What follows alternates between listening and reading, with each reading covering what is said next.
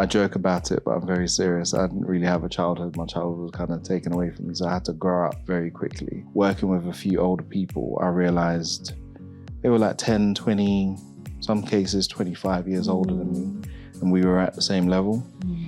And I'm thinking, if you're there now, where's this path going to take me? And if we're earning the same amount, I'm pretty much capped. And it was on the lives of 6 ex-gang leaders, 3 from Peckham, 3 from Brixton. And it was essentially just documenting their change and how difficult it was for them to re-engage back with society. I spent about 18 months with them.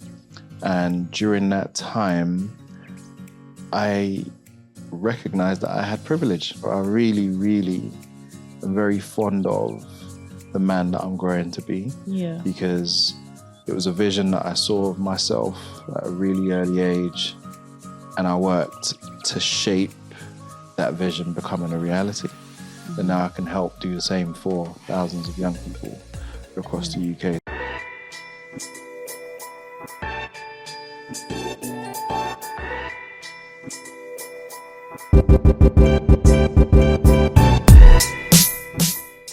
My guest today is a visionary leader whose work sits at the powerful intersection of purpose and impact. As the founder and CEO of the multi-award-winning social enterprise 2020 Levels, he has dedicated over a decade to shifting outcomes for young people from Black, ethnic minority and low socioeconomic backgrounds, arming them with the tools for personal and professional growth. As a true advocate for lasting change, he's expanding 2020 Levels into a launchpad for the next generation of social entrepreneurs, while continuing to drive conversations in boardrooms as a key voice for diversity and equity. And with a filmmaker's eye for truth, his work behind the lens has been just as powerful, producing hard-hitting, necessary stories with the BBC and Channel 5, which shine a light on lives too often left in the dark. Today, he's joining me not only as the unstoppable force I've described, but also as someone who definitely inspires me. Duro Oye, welcome to the Social Corner. Thank you so much for having me. It's a pleasure to be here. Thank you for coming.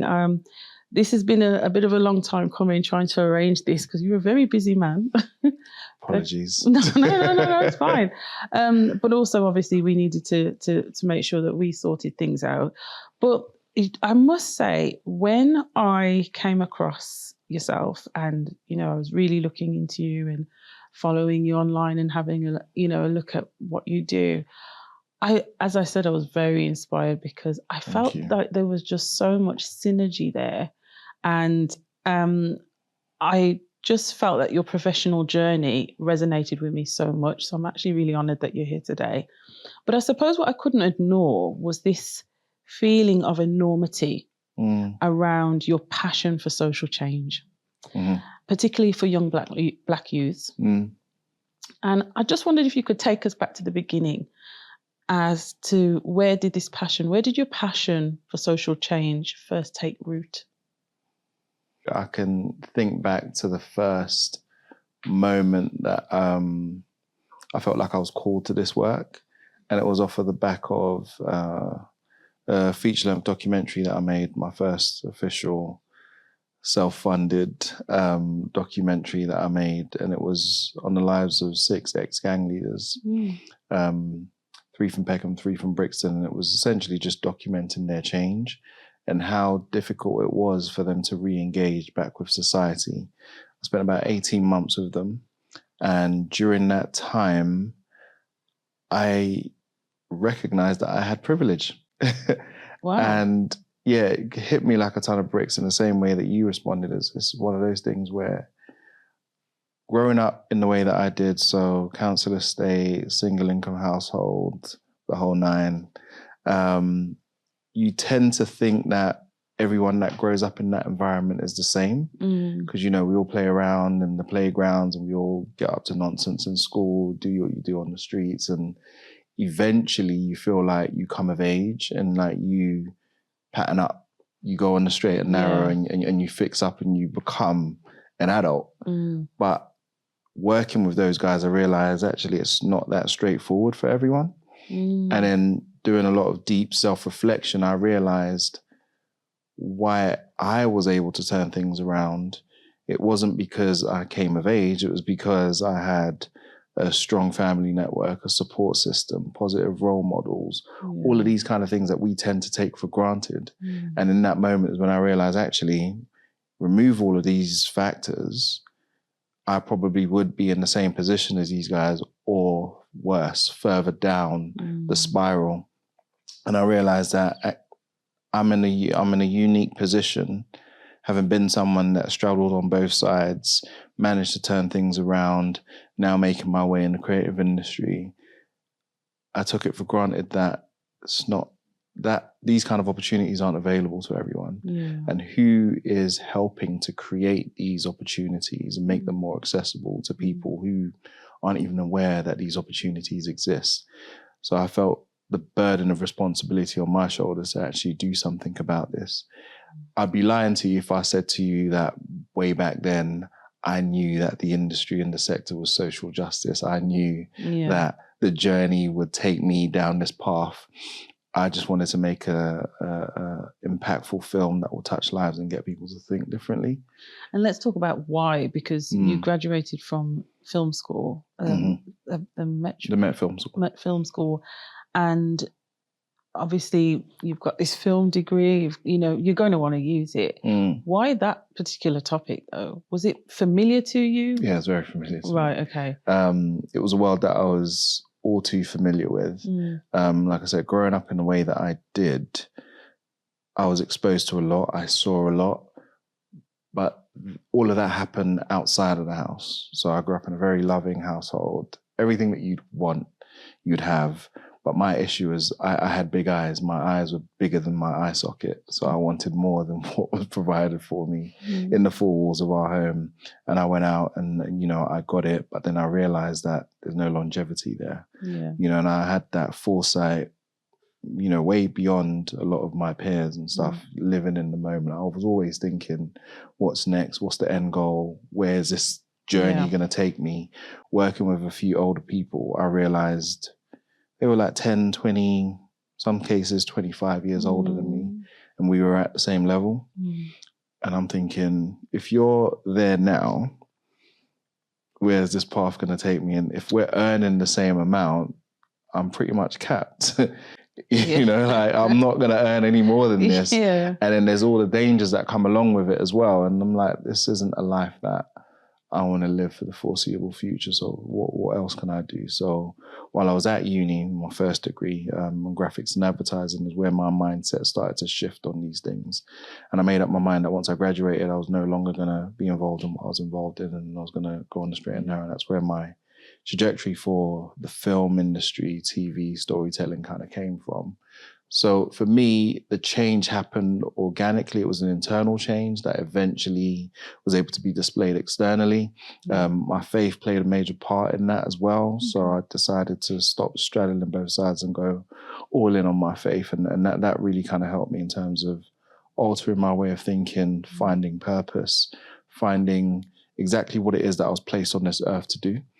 And I felt like all of my life experiences coupled with my professional experience brought together has landed me where I am in this unique position to be able to speak to both sides of the spectrum, so to speak. I could speak to a street guy and really meet him on his level, and I could speak to, FTSE 100 CEO and really be able to engage with him on that level as well. I haven't come across many people that can do that and do that in the way that we do it. So I see that as a unique gift. It's not a gift for me to line my pockets, but it's a gift for me to create opportunities for those that are deserving of those opportunities. What I'm hearing is that, you're roughly about 20 years old when you... What, now? No, not... not that you don't. At the time when you were... I switched it up at 21. I graduated at 21, Because it sounds like you were able to think quite critically about life at that point. And I don't know if many people at 21 can do that even now, to be able to assess, here's me, here's this guy, he's capped, that, where did that ability come from to be, who was that taught or ingrained? I picked it up along the way. Like I said, I was exposed to a lot very young. Yeah. I joke about it, but I'm very serious. I didn't really have a childhood. My childhood was kind of taken away from me, so I had to grow up very quickly. Right. And in doing that, I learned a lot. When you say it was taken away from you, do you mean responsibility? Yeah. I was lumped with a load of responsibility at a very young age. So I was born in Nigeria, came to the UK at the age of 5, between 5 and 7. It's all a bit hazy. And I'm just the last of 6. So in Nigeria, I had 0 responsibility. I was living life. Came over to the UK, and now I'm living with my sister, and she's got kids. My eldest niece is 4 years younger than me. So just to help you understand the dynamics there. So I became the older brother, oldest in the house, one with all the responsibilities, and that was it. So from 7, it was like, pull your socks up. That must have been a shock. Huge shock. Huge shock. How did you process that at 7 years old? I didn't. Have you processed it now? Yeah. Okay. I mean, for me, that's why I'm a deeply reflective individual. Yeah. And I always think back, okay, that happened to lead to this, to lead to this, to lead to that. So a lot of the things that I've experienced in my life, I've kind of made peace with, because if I didn't experience those things, I wouldn't be the person I am. I wouldn't be able to engage with people in a way that I do and enter spaces and have that wealth of experience behind me. So one thing led to another. And I always think if I was born into a different family, had different life experiences, I'd be a completely different person. Yeah. And I don't know if I'd like that person. I really, really am very fond of the man that I'm growing to be. Yeah. Because it was a vision that I saw of myself at a really early age. And I worked to shape that vision becoming a reality. And now I can help do the same for thousands of young people across the UK. So it's a privilege to be in this kind of position, to be able to help people mold their futures. I do want to get into more of that position, but I think just touching a little bit on what you said, that shock, that inability to process, do you think that may have led you to that straddle that you've explained? That, was there a sense of freedom in kind of straddling the line and not, I suppose, potentially going down the wrong path? Or was it that, were you acting out? Like what? I think in the early stages, it was more acting out. Right. And then as I got older, I realized actually there's a prosperous pathway along here. And that was the motivation then. And then you hit a particular point.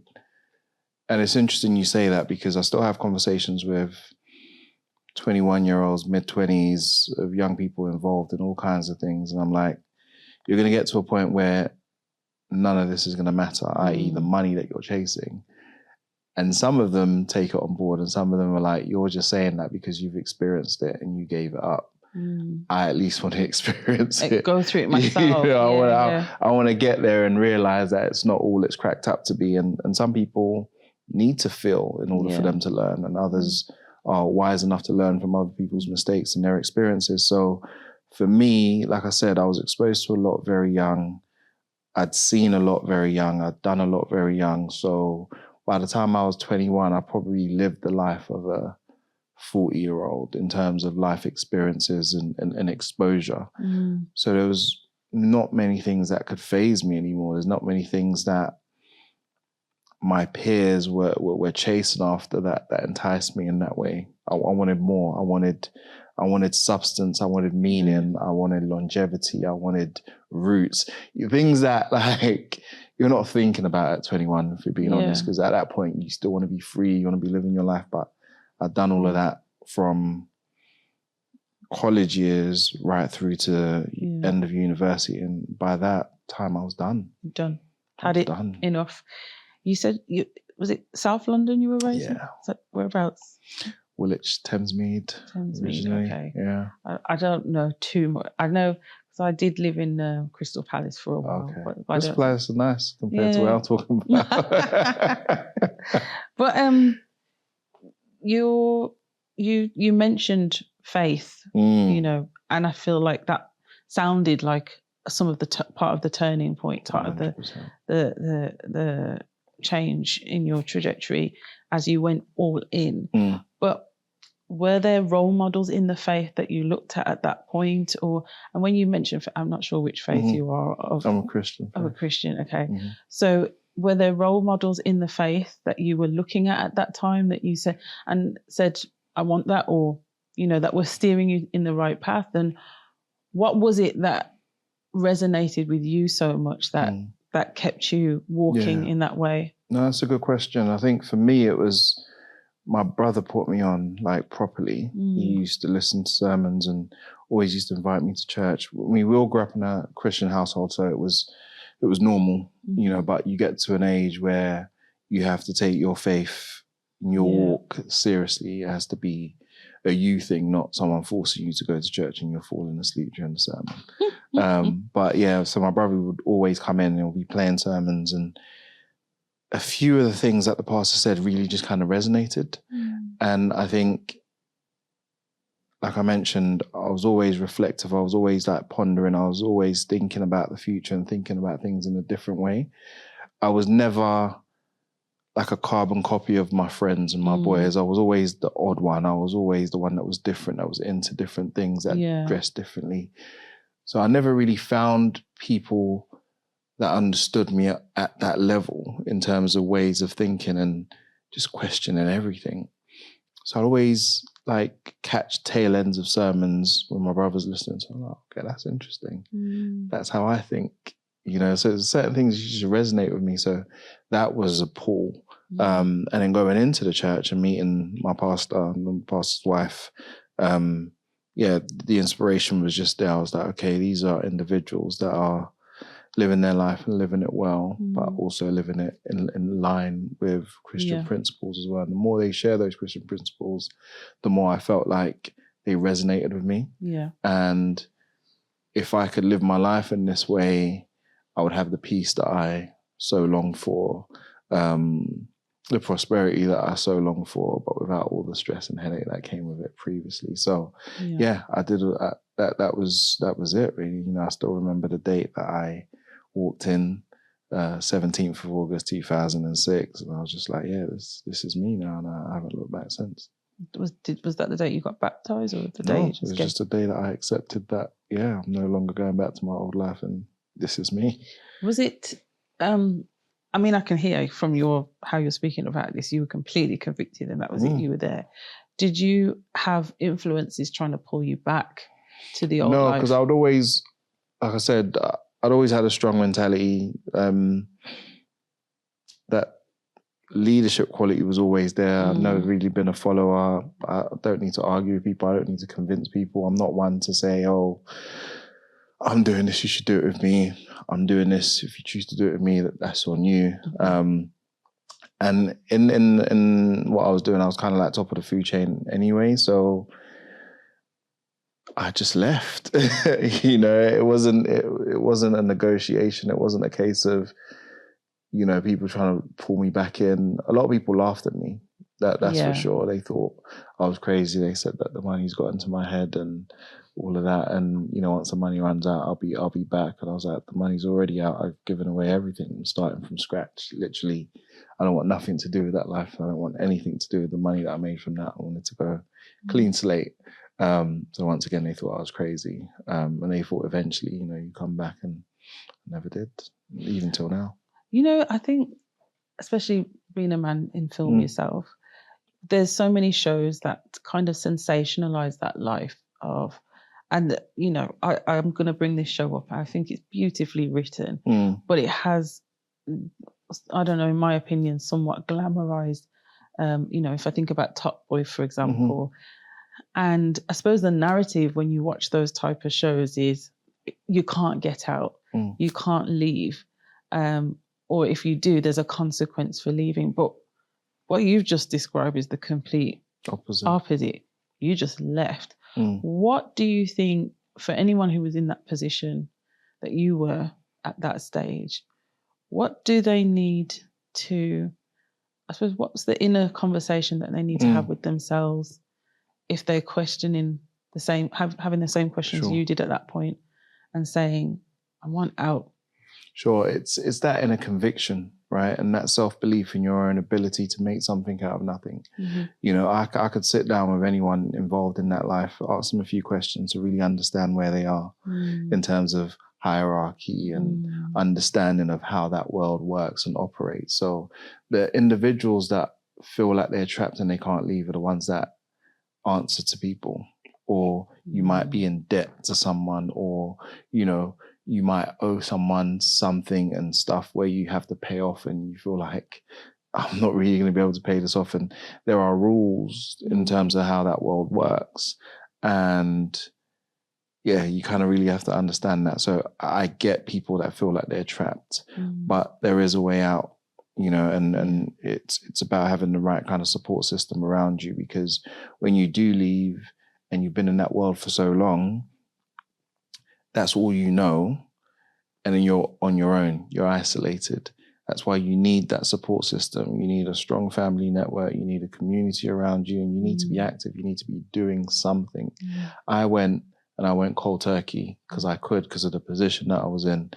And I didn't engage or speak to anyone from that world for about 2.5 years. That's a bit extreme, but I needed to be extreme in order to really just rewire my way of thinking. And the 2.5 years that I spent away from them, I spent in the church, you know, and I say in the church, I wasn't sleeping in the church, but I was there like 2-3 days a week. Yeah, obviously church always had their activities. So I was at everything. I was at Friday prayers, I was at Bible study, I was at everything. But even that helped fuel my love and my passion for storytelling and filmmaking, because the church that I went to had a TV station connected to it. So I'd be volunteering there, and I started working there as a result. And yeah, you know, I met my first business partner there, and, you know, we built something and scaled that. And I just learned a lot. Yeah. And I didn't allow myself to think of the life that I left and long for it, because I was on something new now. So for those that are sitting watching me now thinking, I want to come out, but there's no support, there's no help, you know, the organisation that I set up is especially there for that. I don't know, obviously you guys are from Birmingham, you probably have a larger viewership in Birmingham. We know a number of partner organisations in Birmingham as well that can also help out and reach out. But you need that support system. You can't do it on your own. I didn't do it on my own. Like, giving up everything, I moved back into my mum's house. You know, there was no shame in that for me, because I knew that I was building again from ground zero. My family was there, wasn't working, wasn't earning, but I could come home, there was a hot meal, all of these kind of things. These are things that could potentially draw you back if you haven't got that system of support and you're not actively doing something. It's very, very easy for you to get lured back in. So a system of support is an absolute necessary. Absolutely. I want to talk a bit about, you know, you've touched on a little bit of it, I suppose, in what you've mentioned, but this notion, this idea of pursuing purpose, pursuing what's really calling you. And because you speak a lot about that from what I can see, in self-empowerment. How do you personally define purpose, and how would you say that's guided your journey? For me, I define purpose as the one sole thing that you've been placed on here on earth to do. Yeah. And it's probably one of the most important things for you to discover. And the earlier you discover what that is, the better for you, because the sooner you can start to pursue it. Yeah. There's so many people in life that chase after so many things, attain those things, and then it's empty. So instead of doing that the other way around, why not just take the time out, figure out, identify what that purpose is, and then go after that. Because when you do it in that way and in that order, everything else just eventually falls into place. It's not like it's going to be a walk in the park. Like when I started on my journey, it wasn't easy. When I embarked on making the film, it wasn't easy. When I embarked on launching the organization, it wasn't easy. But now it's a lot easier and I understand it more. And when things get difficult, and I circle back to purpose and circle back to really, why am I doing this? That fuel, that fire, that motivation, it's always there. Do you think you can answer that question of why without faith? I don't think I can because everything that I do is stemmed from my faith. So when people ask me, why do you do the things that you do? And I'm always like, if I wasn't a Christian, Lord knows I wouldn't be doing this work, you know, because for me, it's like, what is it that I can do that's good for God and that's good for man, that's good for humanity, and it's essentially leaving the world far better than I met it. What is one problem in this world that I personally can work towards solving, or I can play a part to solving? To solve. So how do you transfer those questions to young people coming into your presence through your organisation, Through your program, who may not have a faith, may not have any faith? How do you transfer that message to draw them out to understand, actually, yes, I have a purpose? So the program and the organisation is not faith-based at all. You know, it's just me using my faith to process and make sense of the world, and then finding a way to present it to people that are from a variety of different backgrounds, a variety of different faiths, but still have that yearning for purpose. Everybody on the face of this earth was placed here for a specific purpose. That I'm sure of, right? And I'm in a unique position to help people identify what that purpose is. So we have a very, very simple exercise, and I'll take you through it very quickly. It's, what's your purpose? Quite simply put. And we have 3 items on the screen. We have a watch, we have a t-shirt with a logo on it, and then we have an old school flip phone.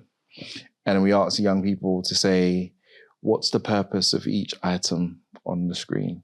How do you know it's fulfilling its purpose? And then the third question is, if you can identify the purpose of each thing, and you can identify how you know it's solving its purpose or fulfilling its purpose, what's your purpose? So the same process that you use to identify the purpose of a light bulb, the purpose of a t-shirt, the purpose of a phone, using that same formula, you think about what you think your purpose is. Wow. So it's just asking the right questions to unlock the thought process. And that, I feel like that goes back to your ability, as I said, quite young, early on, to be able to critically think about, or reflect, I should say, on life in a way that can draw out some answers and steer you. What would you say the key to remaining true to your mission is, and building something so deeply rooted in impact? It's understanding the why. You know, in the sector, there's a thing called mission drift, where you can be pulled left, right, and center. There's shiny things there, there's shiny things there, there's money on the table, and why did you start this work? Who did you create this organization for? The organization's it's not for me, it's not about me, it doesn't need to have my name on the door. I don't need to be leading the organization forever.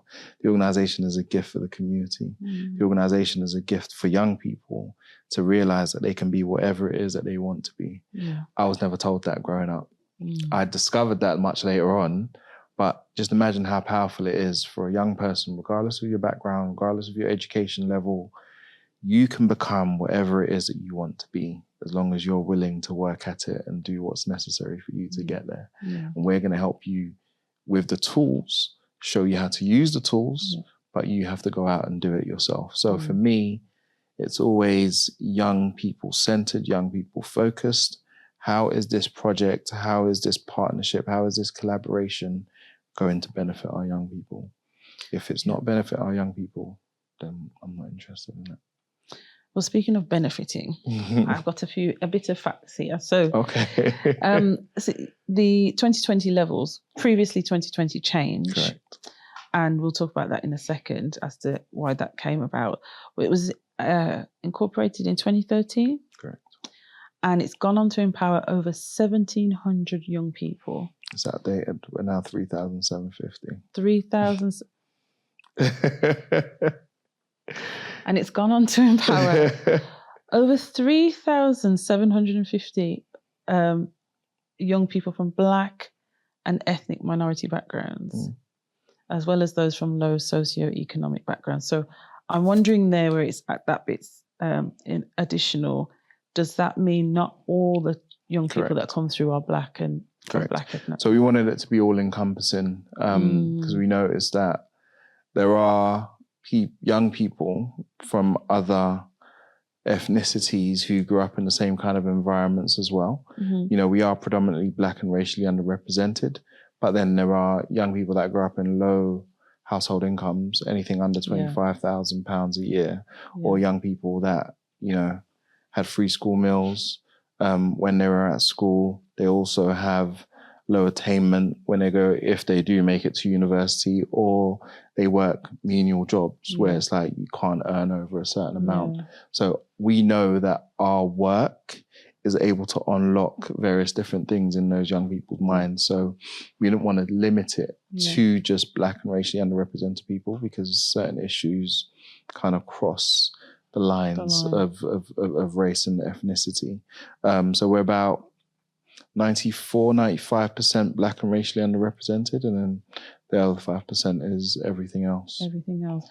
I mean, I mentioned at the beginning, I felt so much synergy as one CEO to another. And, you know, my experience growing up, going to school, I came from a very working class black family, but we lived in a very white area that had differing levels of wealth. So we lived in the kind of, you kind of all right, you just, you know, but you're still working class. So school for me, there were no free meals. But what was interesting was, you know, for many of the white children at the school, they all had the dinner tickets and things like that. Fast forward years down the line, when I start my organisation, my social enterprise, I keep being placed with this thing of, it's a black-led organisation for black people, and it's like, well, actually, yeah, it's for black youth that, you know, that because we're trying to reach those within the low socioeconomics. But actually, there's a blend now. It's not what it was when I was growing up. And I wonder whether you experience that, almost like this idea that's placed on you that as a leader of an organisation, it automatically becomes a black-led organisation. Is that a kind of identity you lean into or move away from? It's an interesting question, because for me, starting the organisation, it was more to help young people that grew up in the same way that I did. Black, brown, white, whatever. Yeah. Do you know what I mean? So it was always that. The more we started to formalize our work and, you know, structuralize everything that we're doing, putting the right governance in place, you know, selecting board members and so on and so forth. It's so interesting because it was the white Caucasian board members that were like, Duro, this is a black-led organization. You need to, you know, own the fact that you're black-led. I was like, but I don't want to limit us to just working with young black people. But they were like, okay, I get that, but look on all your socials. Look at all the pictures of the young people. Everyone's what are you, black. you know what I mean? So essentially just call a spade a spade. And even the element of low socioeconomic backgrounds and low household incomes, that's me wanting to hold on to the fact that I want to help young people, full stop. Full stop, yeah. You know, so to say, you know, I'm leaning into the whole black-led, black for black people, that's not a concern of mine, if I'm being all the way honest with you. It's good. You know, people want to see the representation. People want to see black people leading, you know, large organizations, you know, creating large-scale impact. That's great. But I also don't believe in the notion of you have to see it to be it. I believe that if it doesn't exist, you can close your eyes and visualize it, and that's you seeing it in order for you to become it. That's another thing where it's like, we have young people come onto the program and like, oh, Drew, I'm looking for a mentor. You know, I want someone that looks like me, that has walked in my shoes. I'm like, I hear that, but for where you're trying to get to, what if there's no black person there? What if you're set out to be the first? And are you trying to say that the Caucasian people that are there or other ethnicities that are there. There's nothing that you can learn from them and their journey to help you on yours. So we just try and debunk a lot of these myths because it's part of what's holding us back as a people. Yeah, I think that's really poignant, you know, especially, we'll talk a bit more about this later, but yourself as the chair of, you know, DEI, diversity, equity and inclusion boards, because I find many people working in that space are all about representation, and which I think is fair. Yeah. But I can resonate again with what you've just said, because as I said, growing up in a white area, the teachers that really went the extra mile for me, they weren't black. Yeah. They were white. And when I say they went the extra mile, they went the extra 10 miles because they recognized something in me. And I think that spoke to me more about humanity than it did about my color 100%. at that time. And so I really, really feel what you're saying. It's the same thing. Like when I was looking for my break in the creative industry, working with, you know, all of these big media companies, people that took me under their wing were middle-aged white men. You know, they saw something in me and they showed me the ropes, and I was like, okay, this is interesting. When I make a semi-success of myself, I wanna be in the position to be able to do this for people that look like me. Not to say that they weren't people that look like me in senior positions.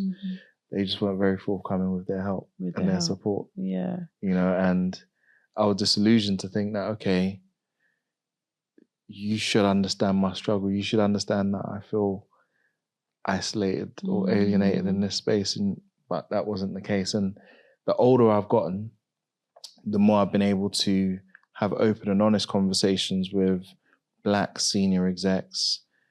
They've told me about their journey. I've started to understand why it might have been difficult for them to want to offer help or take people that look like them under their wing, because how difficult it was for them to climb up there, and in their minds they felt anything could knock them off. Yeah. You know, and they're not trying to rock the boat too much, but we've come a long way. Do you know what I mean? We've come a long way as a people, and things are evolving, and all too often people tend to say or think that things are getting worse. But I always like to get people to, or question people, what exactly are you looking at? Yeah. In order for you to say that things are getting worse. But because of the work that we do and the conversations that I'm privy to, I know that we are definitely shifting the dial, moving things forward. I think I watched something recently, documentary, produced by, I think it's Jamie Foxx, number one on the call sheet. Yeah, it's on my list. I haven't got around to that one yet. Okay, I won't give you any spoilers. But, you know, they look at leading Black men in Hollywood and leading Black women in Hollywood. But one of the things that the one piece of wisdom I'm going to take from Kevin Hart, because I just can't take him serious sometimes. Yeah. No, but seriously, he talks about the fact that we don't, as Black leaders or Black people, get the same amount of grace. You make that mistake, you're gone. You're gone. Yeah. And I, as you're speaking about those leaders that weren't as forthcoming, I kind of want to give them the grace of thought in that space to say, actually, I think maybe what the problem is we don't have the infrastructure that supports us at the top of the tree to make any mistakes. So I don't have the strength to lift you up and keep you there. Yeah. Especially if you're learning. Yeah. Because you're going to make mistakes when you're learning. Yeah. But if I'm a white male, I can kind of justify this. Yeah, no, I get that. And like I said, things are different now because a lot of those senior Black execs have been there for long enough now, and they've built up enough equity that if somebody that they brought in was to make a mistake, it wouldn't reflect on them directly. Yeah. But that's the power of privilege. Power of privilege. And thank you for using that word, because you spoke about it earlier as something you recognized you have. So how do you envision using your privilege when reaching those spaces to be able to pull up people looking like you? What will support you in distributing that privilege to others? It's a lot easier for me now because I've never had to pretend to be something that I'm not to enter into these spaces. You know, if I had to work my way up and physically climb the socioeconomic ladder, it might have been harder. But I've come in being exactly who I am, speaking in the way that I speak, not pretending to be something that I'm not saying that I'm on the same level as people that went to Oxford and Cambridge, because I didn't. You know, my life is my life. My work is my work. But thankfully, my work has made such an impact to be able to avail me the opportunity to be in certain rooms and certain spaces and lead on certain conversations. And once I'm in those spaces, I then use the privilege that I have in those spaces to bring others in as well. So I'm also careful about the people that I bring in because they need to know how to navigate those spaces. So we do the work through the organization, through our sessions to prepare young people for how to navigate themselves when they get into those spaces, how to carry themselves when they get into those spaces. I might get invited to somewhere and I go, first time, I'm on my own. I'm the only Black person in the room, but best believe I'm coming back. I'm bringing a few of my people with me. And I'm setting them up in such a way that they can earn those spaces on their own. So when they're coming back, they don't need to be my plus one. They're now bringing their own plus ones. So that way, that's how we then continue to grow and you build relationships. So all too often, people are not aware of how to build meaningful relationships.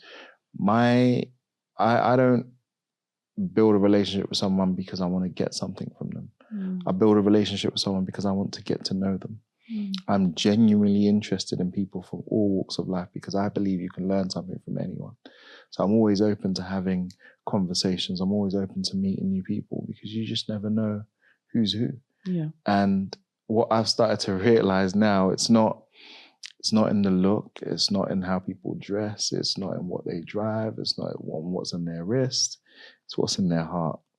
And you just don't know who's connected to who. If you make a heart connection with someone, they're going to carry you in their heart. And when an opportunity comes up and it will be beneficial to you, your name will come up. So that for me is what it's all about. It's sowing the right seeds on fertile ground, continuing to water those seeds. And what I mean by that is don't just reach out to people when you need something. You know, find out when people's birthdays are, what's important to them, what their kid's interested in. If you see something that their kid likes, send it to them, post it to them. They're going to remember things like that. I feel like what you're talking about is brilliant. Thank you. But I feel like we're in an age where people are mentally taxed because of, you know, technology and everything like that. We've become so distracted from one another, but also with too much access to one another at the same time. How do we cut through the noise to have that heart disposition that you've just described?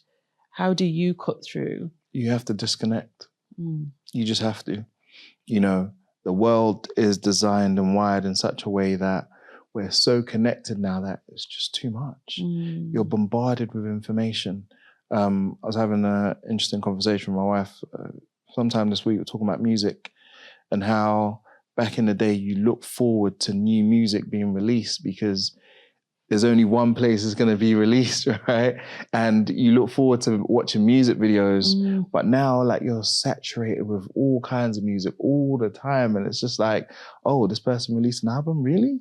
You didn't even know. No. You know, and it's like you have to actively decide to disconnect. Otherwise you'll be overwhelmed. For me, my mind's always going at 1,000 miles an hour. So it's my responsibility to say, actually, it's enough. You know? And you're doing that now. And I'm doing that, you're about to pause, aren't you? No, I'm not. So people talk about hitting pause. This is beyond pause. I'm hitting stop. And absolute everything. Tell me the difference between the pause and the stop. Pause is like, okay, I'm gonna stop this. I'm gonna hit pause for a moment. I'm gonna pick it back up where I left it.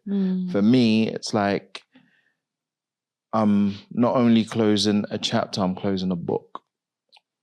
And what's the book? This phase of life. where I am, it's an opportunity, and there's different times, different stages in the year that you can do this. For me personally, I do it birthdays and at the end of the year and stuff. Mm-hmm. Before my son, I used to do it every quarter, but now I can't afford that anymore.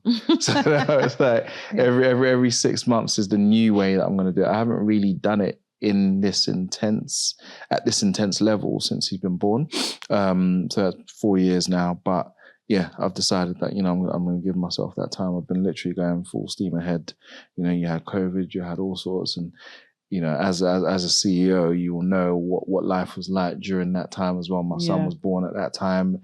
It's just been nonstop. And the organization's been growing at such a pace that it's like, I can't take the foot off the pedal now because there's too much momentum, there's too much.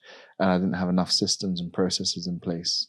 Now that I do, it's like, cool. Yeah. I can do and that. So I envision you've got people to hand it over to. And we love our team. We love our team. Yeah. Talking of systems and processes, because sometimes on this podcast, I do solo episodes for new entrepreneurs, social entrepreneurs, speaking on some of the systematic things that they need to think about, because I feel like I was trying to catch up. Organically, I got into my organization wanting to help young people to be able to express themselves in a way that I didn't feel I could when I was younger. But then it starts to grow. I realize, hold on, I'm just one person, and I'm backtracking, and thankfully now things are in place. But when it comes to systems and processes, I suppose anyone listening to this and thinking, he's done really well, like, what are some of the things that you have had to do to make sure those structures existed and that they're standing firm? So for me, my journey, how I ended up in this space, how I navigated the space, has all been quite organic. If I was to go back, would I do things differently? Probably not. But I probably would have been able to achieve things in a shorter space of time and been able to shift the dial forward. I did a lot of learning on the job. There was a lot of trial and error. But what I would say, in order for you to be able to put the right systems and processes in place, you need money. Whereas I was self-funded for the first 5 years, bootstrapped everything from the ground up. I needed to prove the concept. Nobody really believed in me because I'm a creative, now talking about psychology and mindset shift and working with ex-gang leaders. Like, what are you talking about? I was laughed out of most of the funding rooms, but I'd say it's important for you to find a financial structure initially that will help you build those systems and processes in place. We're 12 years in, it's only now that I feel like we're getting to a stage where we've got strong systems and processes. And even that is still a work in progress, right? So I did a lot as a one-man band in terms of building things. But what I would say before the money is to find the right advisors, mentors, and supporters that can guide you along on that journey and help you implement the things that you need to put in place before you even start raising the funds. Because if you raise the funds and you don't deliver, then people aren't going to refund you. So I'd say use the time wisely to find people that have gone ahead of you that you can learn from. That's why I love doing podcasts like this, having these kind of conversations. So if someone's thinking about starting, they can watch this and learn from my experiences, learn from my mistakes, likewise yours, and look at what they can do differently. I'd like to say that I'm very open. I'm sure we're both very open. If you send us a DM and say, oh, this is where I'm at, this is a specific question, something specific that I'm grappling with. Do you have any thoughts, any advice? More than happy to, share in more detail. But I'd say support system, mentors, advisors, and learn from other people's mistakes, then raising funds to help you put those systems in place. When I had funds coming in, I didn't take all the funds for myself and just pay myself a big salary. I remember our first corporate sponsor 5 years in was Converse, the trainer brand. I took a part-time salary. I was still working full-time, and I brought on 2 part-time members of staff, all to help with the systems, processes, structures, so I could do more, as opposed to just saying, okay, we're funded now, I'm going to leave my job and live off of my social enterprise. That was never the case. How did that impact your family? Because you mentioned you've got a young son, a wife. Oh, they weren't there then. They weren't there. Okay. Then I had a girlfriend who became my wife. But she was a huge support system. Yeah. I mean, she still is, but even more so then, because you meet someone and they're telling you all about what they want to do, and it's not really making sense. Everyone thought I was crazy because I had a decent job and decent amount, and obviously the next thing was to go on and get married. But then I left all of that to build a social enterprise. I thought I was crazy. Well, that's not alien to you. You walked away from that. Yeah, I know, but obviously people meet you at different stages, and not everyone knows your full story. Full character, in their minds, they're thinking, this is wild. I'd never do that. But it's paid off, and I was always forward thinking, so I knew that I couldn't start the organization at this stage in my life. I needed to do it then when I had a bit more freedom, a bit more flexibility. I could I didn't need a physical space to stay. I could move around. I was nimble. But when it came to times of, okay, thinking about getting married now, need to pay for a wedding, need to be able to sustain a family, I need more structured income. Even like the filming stuff, it was all project to project. So it was never like stable. So I knew that I needed to essentially get a stable job, and what that job would be, what can I learn from that job that could help me with my social enterprise. So I got a job at a much larger national charity working in the employability space. I learned so much from them in terms of just how to structure things. I was still running the organization on the side, so I was working crazy hours, burning the candle at both ends. Don't advise it, but it's what I had to do, and it's what I was willing to do to pick things up. And if I didn't start then, I don't think the organization would have built the momentum that we needed to ride on come the year 2020, and then the murder of George Floyd, and the wave of corporate support that came as a result of that. And we needed to be ready for that. We needed the longevity, we needed the traction, we needed the impact. And there still are lots of organizations that started in the year 2020, but haven't stood the test of time because it was just a wave, so people always confuse us because they hear the name and they think, oh, you're one of those organizations that started in the wake of George Floyd. And I'm like, nah, we've been around from before. I've been in this. I've been doing this. I want to pivot to that, actually, diversity and inclusion, because it's actually a conversation I've been having for the last couple of weeks.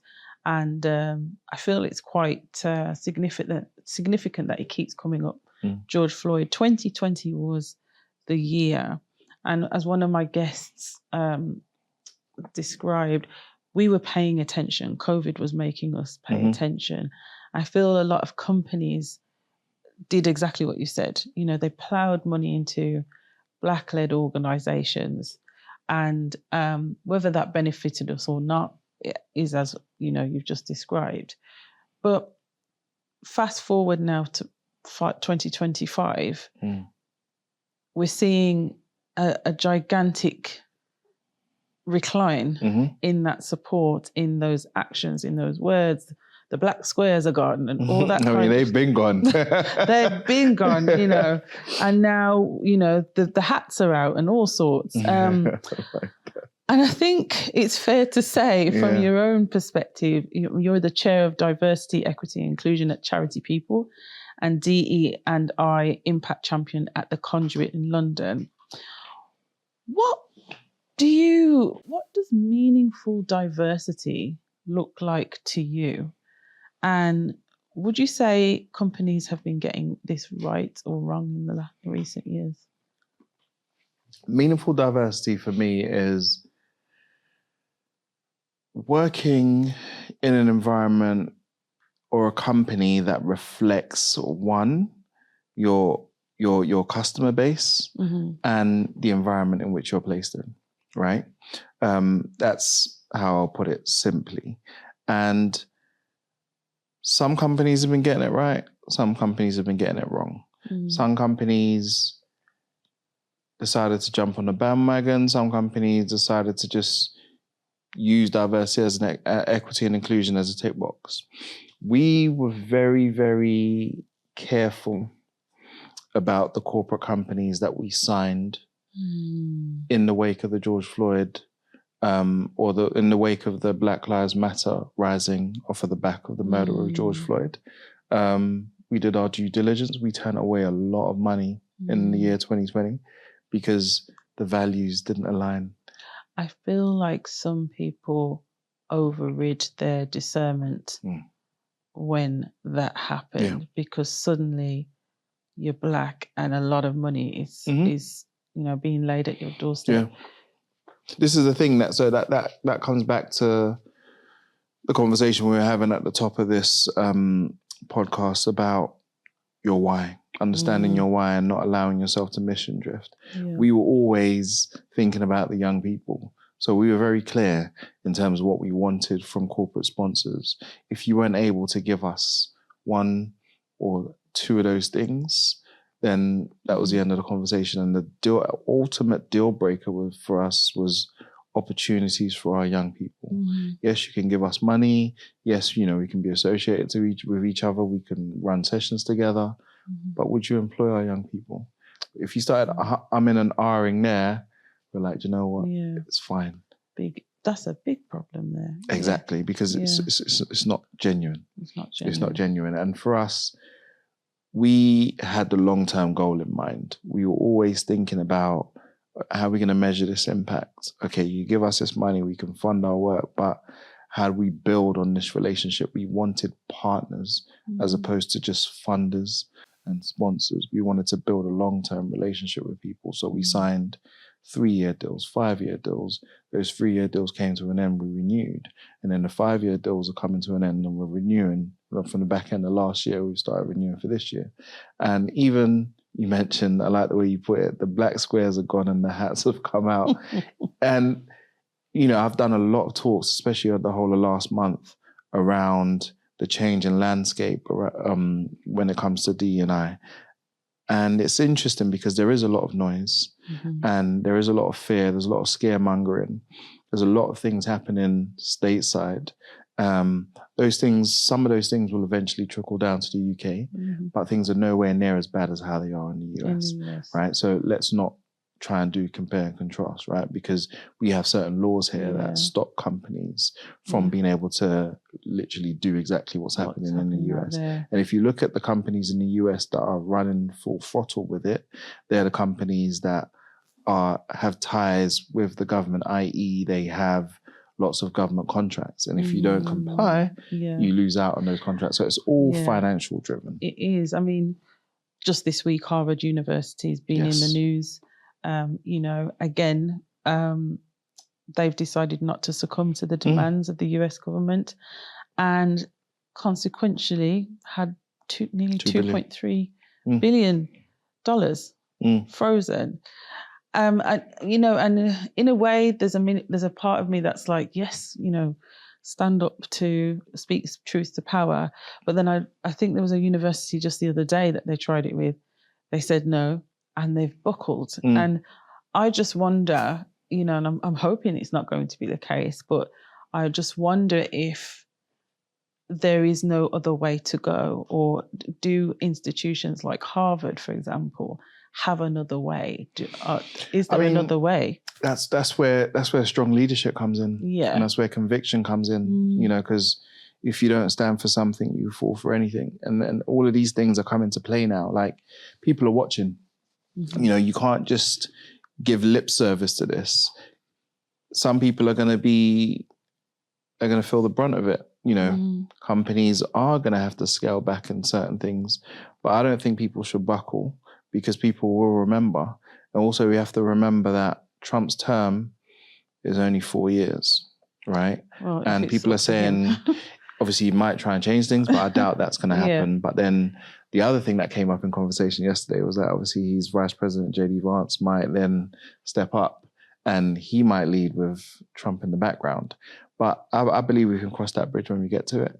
For us as an organization, we're largely funded by American corporates. And what we're seeing is they're actually doubling down on their support for us. Wow. Yeah, so they're not buckling under Trump's new executive orders, but because they can in the UK, they've seen the impact of our work. And for that reason, they want us to continue that work. And we're even thinking, like, who knows what's going to happen in the future? But I think people that genuinely believe in this, their true colors are coming out. And one of the things that I've been saying over the past month is Gen Z are going to make up 75% of the workforce in 5 years' time. Gen Z really care about this stuff. So when your company is, straddling the lines and being all wishy-washy about this, people are going to remember. And then if we then look at the future by 2050, global majority are going to make up 50% of the workforce across the globe. So whether you like it or not, it's happening. It's happening. Yeah. So the companies that are rolling back on their D&I efforts, they're going to pay for it in the not so distant future. So the ones that are doubling down and putting their foot down and standing up, life is cyclical. Yeah. So when people understand that, it might be painful right now, it might be difficult right now, but it won't last forever. Yeah. And we just have to stick to our guns. In this space, whilst we're feeling that pressure, what's your role? How are you navigating this as a leader? And what's your advisory stance to the boards that you're actually sitting on? How are you supporting the cause in that space? Keeping the voice of calm, on the table, steadying the ship is the role that I'm playing. Because people are feeding into the noise, they're hearing the noise and they're rattled. My role is to let them know that things aren't as bad as what you're hearing out there. And then I'm bringing evidence to be able to back that up. This is what we're seeing on the ground. That's what you're hearing in the media. This is what's happening on the ground. And that stat around Gen Z making up 75% of the workforce in just 5 years' time is really getting people to think, okay, cool, we can ride this out. It is hard, but we know that it's not going to be forever. So there's that element of it as well. And then I'm also convening leaders, allies, senior execs. I host dinners at the Conduit Club where we hash out these issues, where different industry leaders are talking about how they are navigating this challenging D.E.I. landscape and what they're doing. So other leaders are learning from that and being able to implement those things in their businesses as well. So it is hard, it is dire, and I think the people that are bearing the brunt of it the most are D&I consultants and people that had D&I roles within certain institutions. They were promoted to C-suite as a result of that, and now all of those roles are gone. It's sad because I know people that are on the tail end of it, but my counsel is that it's not forever. And we will bounce back from this. But then it's also realizing, okay, in this time that we have, what are we doing, and how are we regrouping to prepare ourselves for a world post-Trump. Post-Trump. Those two words sound quite nice. Post-Trump. I think what I feel from you, Duro, is a real sense of measured leadership. Non-avoidance, but calm, and an ability to look beyond, to forecast into the future. And speaking of that ability, you have stated quite clearly about wanting 2020 levels to impact 1 billion lives across the globe in the social impact space. I mean, that's an incredible vision. What does that kind of legacy actually look like for you? For me, I thought about it, and it's a term that came up, I think, a few years ago. Building a social unicorn. Have you heard it? No. Cool. So a unicorn in the business world is a company that's valued at $1 billion or has a turnover of $1 billion, pounds worth, whatever. Now, a social unicorn is a social organization, social impact organization that has impacted 1 billion lives. started thinking about that, and I thought, there are like, what, 8 billion people in the world, right? How many of those billion are Black and racially underrepresented? Or in fact, now if we look at global majority, and think about the issues that underrepresented ethnic groups face in the developing world. If we can impact and influence 1 billion Black and racially underrepresented individuals across the globe, the issues that we're fighting for will be non-existent.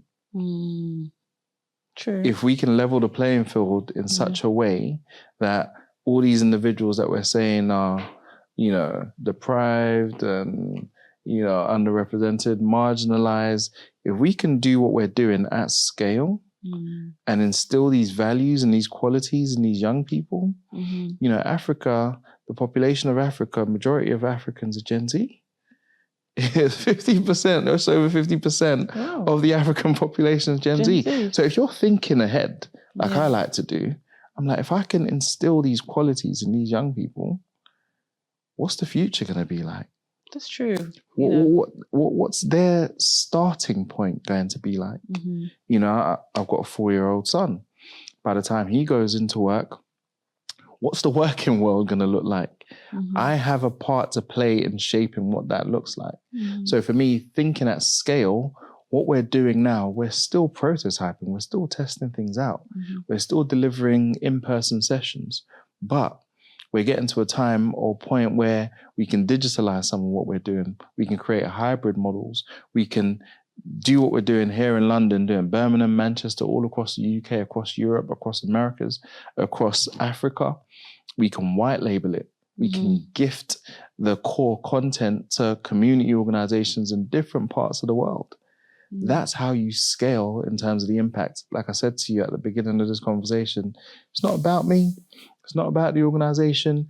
It's about the impact. Yeah. So whether it's our framework or program design that's white labeled and gifted to other organizations, as long as the young people are getting the content and their mindset shifting and they're believing that they can do whatever it is that they need to get themselves out of the situation that they found themselves in, job done. Job done. And for me, it's that ripple effect as well. So you have a young person.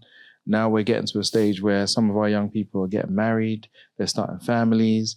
The starting point of their kids compared to their starting point are very different. Very different. Same thing with myself and my son. Yeah. You know, like the family that I'm building, the family unit that I'm building, very different to the family that I was raised in. I mean, I want to ask you because, you know, we speak a lot about young people and our focus is there. I don't know what generation you are. I'm a millennial. Same. And I think it's good that we're looking towards the future for them. But I know from my own conversations, there's definitely a lot of our generation that feel like we are becoming redundant in some ways because we once were the generation that people were looking at and speaking of. What do you think the role is for us as millennials now to be playing in the future for ourselves? I like that. I've never really heard that before. Nor have I thought about it in much depth. But for me, I'd say right off the cuff is paving the way for that next generation.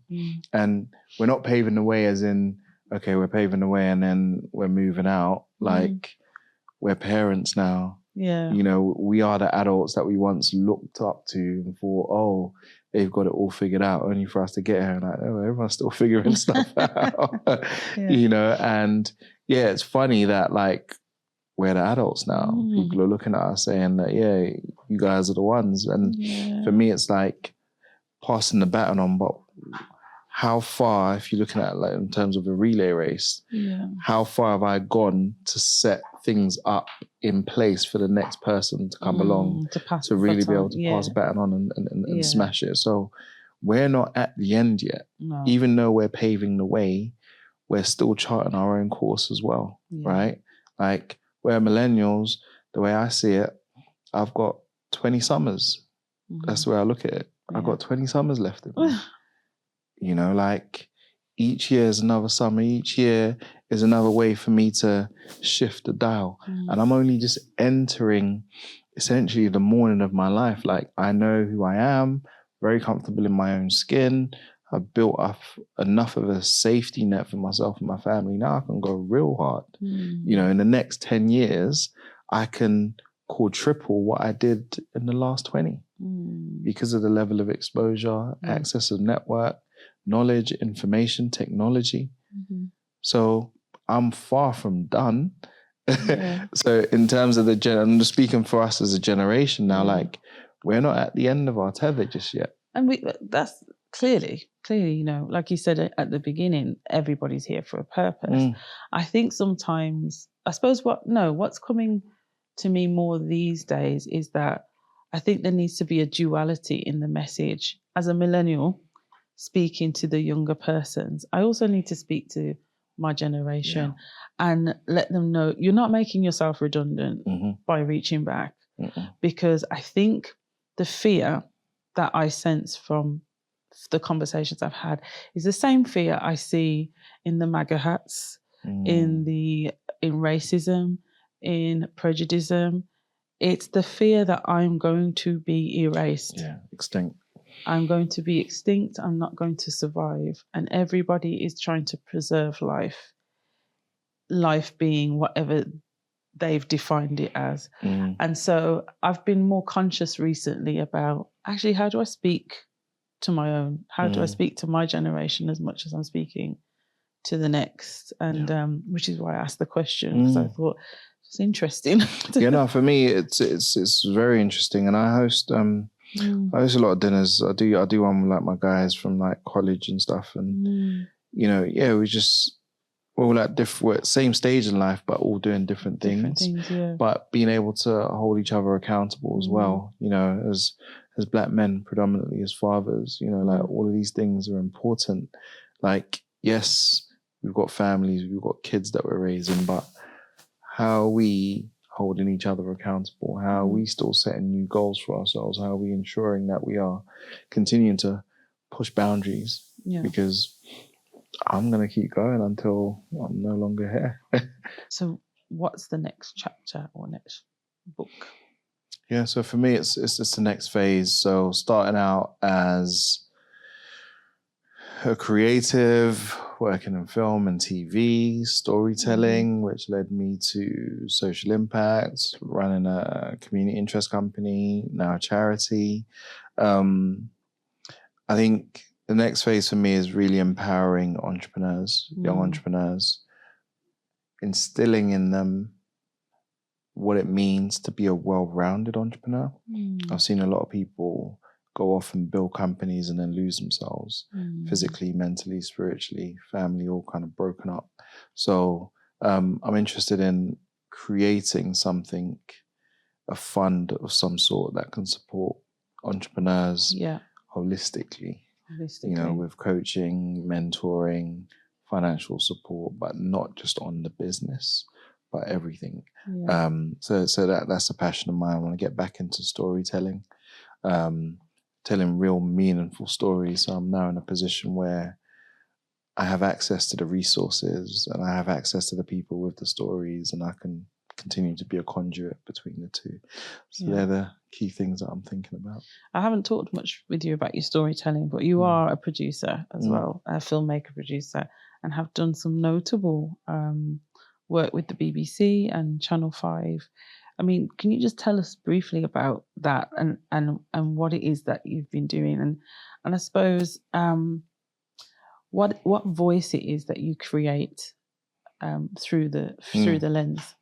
I mean, it seems like a lifetime ago, because all of that was all in and around pre-2020 levels and even during. And I was kind of getting my feet wet in terms of telling authentic gang stories and people that were involved in a level of criminality, but from a lens of this is the real. So you kind of talked about films and series like Top Boy glamorizing it. We never did that. Like we exposed it for what it was. We exposed the darn right dirty things that people have to do in order to make the money that they flash. Just to imprint that image in the minds of young people that, like, if you want to be a top boy, this is the route that you have to take. And it got mixed reviews, but it got people talking. You know, a lot of our films was kind of debated in Parliament. So you hear about adolescence now, but, you know, we were having debates in Parliament about things that we put on TV back then. So it was just really interesting. So for me, it's about how to keep it authentic. Now, working then, I didn't have too much power, too much control. Coming in now, it's a very different ballgame. I'm on a different side of the table, and I'm working with the people that control the purse string, so we can dictate what it is that we want to do and how we want to do it.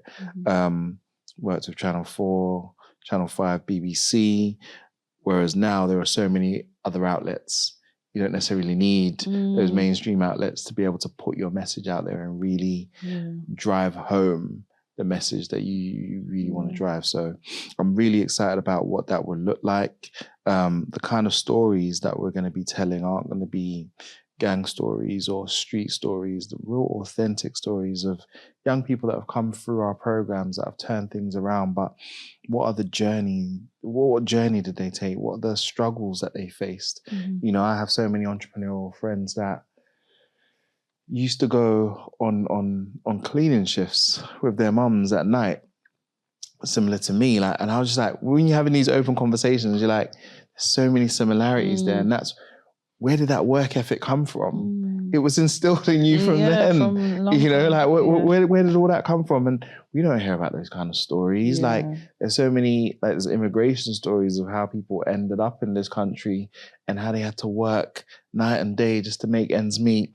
We're not hearing those stories. Like, I want genuine, authentic stories that if you'd ever walked a mile in these individual shoes, you can relate, you feel seen, you feel heard. But what that's also going to do for someone that has never walked a mile in their shoes is it helps build that empathy piece. So you're not looking at immigrants and people that have come over from war-torn countries as they're trying to steal our jobs, they're trying to claim benefits. These people are hard-working individuals with more degrees than that on a thermometer that can't use their degrees here because it's very different. You know, if they could, they probably would go back to their countries. But you don't know half of, you can't even go through half of what these individuals are going through. You see them driving Ubers. You know, when you engage, and this is me, I like talking to people. I hear people's stories. Uber drivers tell me about what they did in their own car. I'm just like, wow, and you're here. But these stories aren't told in mass, and these stories don't really get greenlit in that way. And if you're in a position to fund these kind of stories, then why not? But very quickly, because you talked about the program, which is actually called I Am Change. And I just want to quickly, for people to understand how the program works, and what you think has contributed to the success of it. Sure. We actually have two programs now. So I Am Change is the personal career development program. And then we've got the Levels business development program. They both share the same thing in terms of helping young people cultivate the right mindset for adulthood, the world of work, and the world of business. So essentially we teach all the things that aren't taught as part of the national curriculum, but we believe should be. So if you think financial literacy, money management, digital skills, corporate social etiquette, mindfulness, breathwork exercises to deal with social anxiety, coupled with employability skills, soft skills, communication, all kinds of things that you need to be able to access job opportunities and also maintain those job opportunities. Because we're largely funded by major corporates, they fund us mainly to access the talent that come through the program. And that's how we usher young people into work. But then we also support them while they're in work until they pass probation. And that's the way that program works. It's a 10-week program, about 60 to 70 hours. Really, really intense, happens in the evenings, 2.5, 3 hours, 2 evenings a week.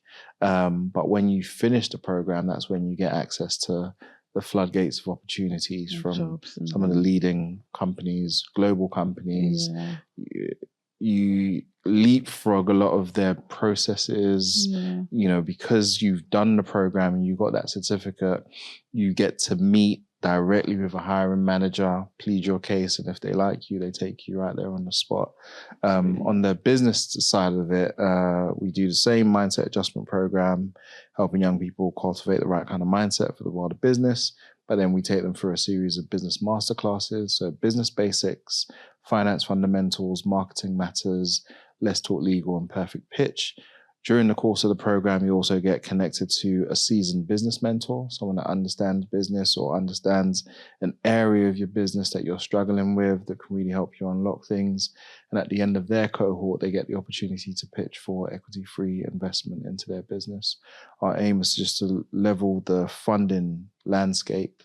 A lot of young people that come on our programs can't raise a friends and family round. Yeah. So we kind of help fill that gap. And that's where the idea for creating our own fund to support these entrepreneurs in a meaningful way. So we host 3 pitch nights a year. This year, due to additional funding from high net worth individuals, we're hosting an 18K pitch night.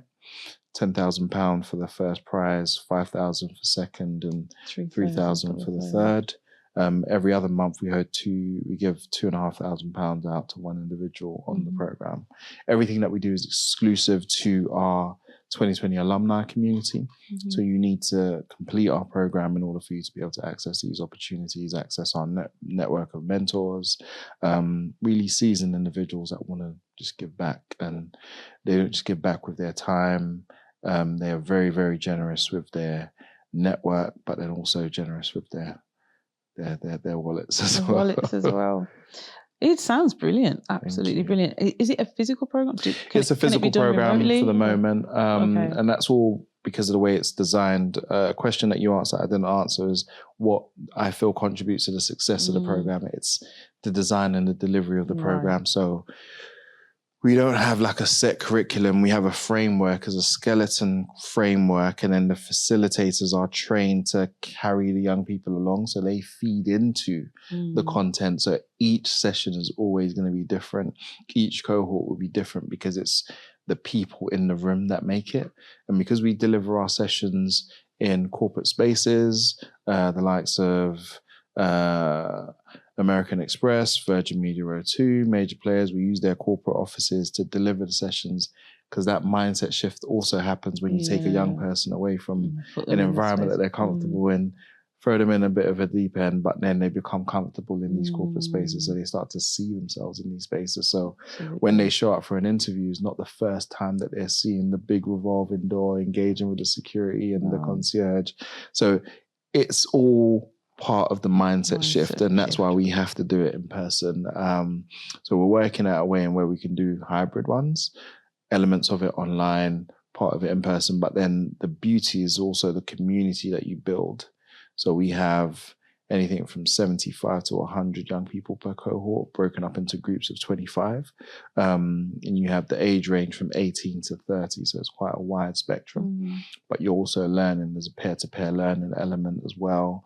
You're on this journey together. When you experience something like that together, it kind of helps you build that bond amongst each other, and that network, it goes on.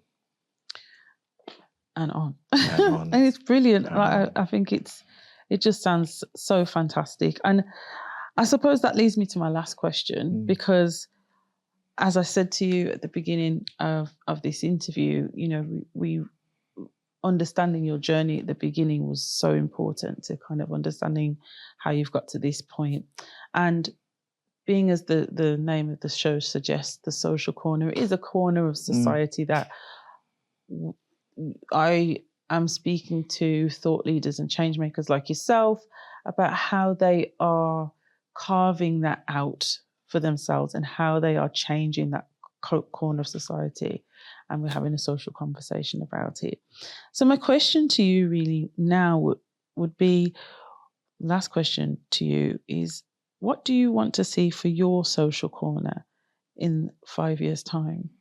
Yeah, I think seeing a community of young people empowered to be the best version of themselves, and also be in a position to lift each other up as well.